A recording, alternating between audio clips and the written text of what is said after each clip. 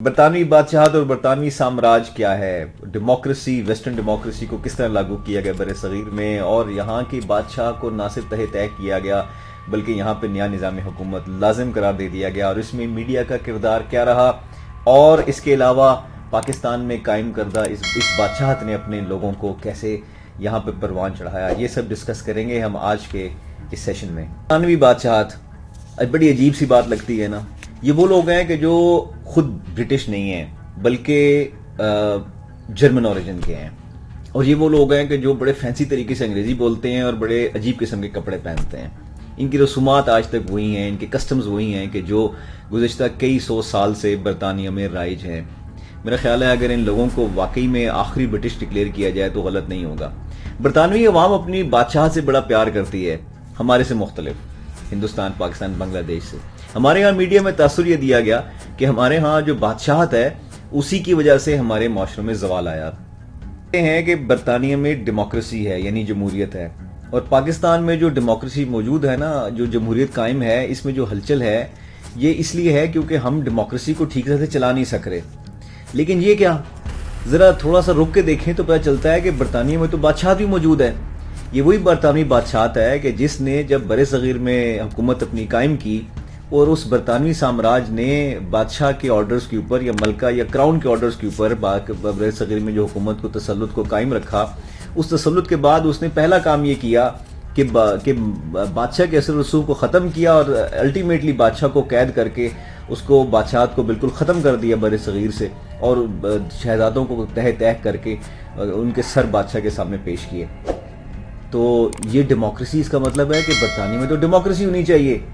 اور بادشاہت کا وجود نہیں ہونا چاہیے، کیونکہ وہ نظام حکومت کے جو ڈومینینز کے اندر جیسے بر صغیر، پاک و ہند اور بہت سارے دوسرے ممالک کے اندر رائج ہونا چاہیے تھا، وہی تو برطانیہ کے اندر ہونا چاہیے تھا۔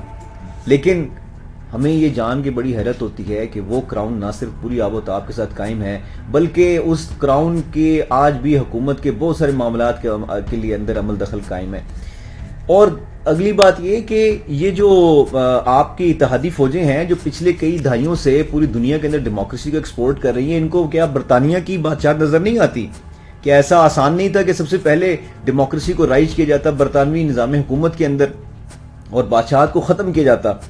لیکن یہ پاکستانی میڈیا جو ہے نا، اور دنیا بھر کا میڈیا، اس نے پچھلے 25-30 سال سے اس تاثر کو نہ صرف فروغ دیا بلکہ جتنی بھی اقدامات کیے گئے دنیا بھر میں ڈکٹیٹر ڈکلیئر کر کے، چاہے وہ صدام حسین ہو یا کرنل قذافی ہو، ان سب کی حکومتوں کو ختم کیا اور کہا کہ ڈیموکریسی وہ طریقہ کار ہے جسے ترقی حاصل ہو سکتی ہے۔ یہ جھوٹ ثابت ہو گیا، اس لیے کہ برطانیہ کے اندر، میں پھر ریپیٹ کروں گا اس بات کو، کہ بادشاہت آج بھی قائم ہے۔ لیکن بالآخر پرنس ہیری نے، جو کہ لیڈی پرنسس ڈیانا کا بیٹا ہے اور ملکہ الزبتھ کا پوتا ہے، اس نے انکشافات کیے۔ اس نے ہمیں بتا دیا ہے کہ ایک فیملی ایسی ہے پوری دنیا میں کہ جس کی وجہ سے یہ سارے مسائل ہیں۔ وہ فیملی نہ صرف یہ کہ چوری کرتی ہے، وہ نہ صرف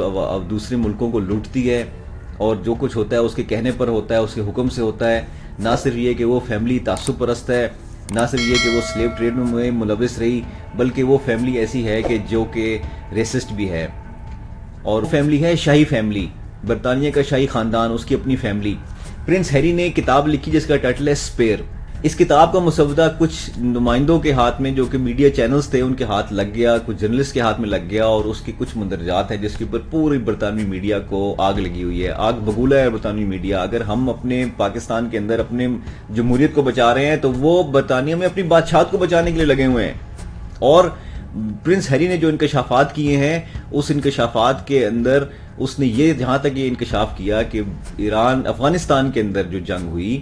اس کے اندر اس نے 25 طالبان کو اپنے ہاتھوں سے موت کے گھاٹ اتارا، اور اس نے یہ کہا کہ ان کو قتل کرتے ہوئے ان کو یہ نہیں لگا کہ یہ کوئی انسان ہے، بلکہ اس کو یہ محسوس ہوا کہ جیسے وہ چیس کے کچھ پیسز ہیں۔ تو یہ ہے وہ شاہی خاندان کہ جس کی آب و تاب پاکستان میں آج بھی سمجھی جاتی ہے کہ پاکستان ایک عرصے تک، یہ جو خطہ ہے پورا بر صغیر کا، یہ ان کی آماج گاہ رہا، ان کے زیر تسلط رہا۔ اور آج پاکستان میں جو لوگ موجود ہیں کہ جن کو اس کراؤن نے متعین کیا پاکستان میں اپنے نمائندوں کے طور پر، اگر یہ شاہی خاندان اس نیچر کا ہے تو ان کے متعین کردہ لوگ کیسے ہوں گے؟ سب چیزیں آپ کے سامنے ہیں، اس ڈیموکریسی کا مکروہ چہرہ بھی آپ کے سامنے ہے. Thank you for watching think talk today.